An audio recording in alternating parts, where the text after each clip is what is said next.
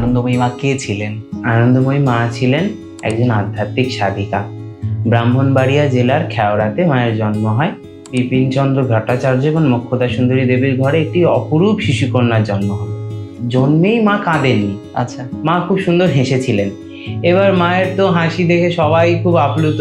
তখনকার দিনে তো দাইমা প্রথা ছিল, তো দাইমাও দেখে খুব অবাক যে শিশুকন্যাটি হাসছে।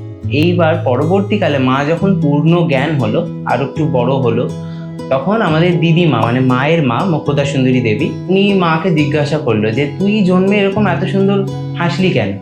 তখন মা বলল যে আমি ওই দিনকে জন্মের পরে খড়ের চাল দিয়ে আমি একটুখানি ফাঁকা দিয়ে দেখছিলাম যে সুন্দর করে গাছের পাতাগুলো নড়ছিল এবং দেবদেবীরা ঋষিরা আমাকে আপ্যায়ন করছিল। বাহ। মা কি করলো, যখন একটু বড় হলো মানে হাঁটার মতো ক্ষমতা যখন হলো, মা নিজে নিজে গিয়ে তুলসী তলায় গড়াগড়ি খেতে। এবং মা বলছে মায়ের শরীর এত নির্মল ছিল, মানে সাদা ধপধপে ফর্সা একটি শিশুকন্যা। এই শিশুকন্যাকে দেখে মুকুদা সুন্দরী নাম দিলেন, যার নির্মলা। আচ্ছা, মায়ের নাম নির্মলা সুন্দরী দেবী। হ্যাঁ হ্যাঁ হ্যাঁ। এই মা কি করলেন, তুলসী তলায় গিয়ে গড়াগড়ি খেতে লাগলেন।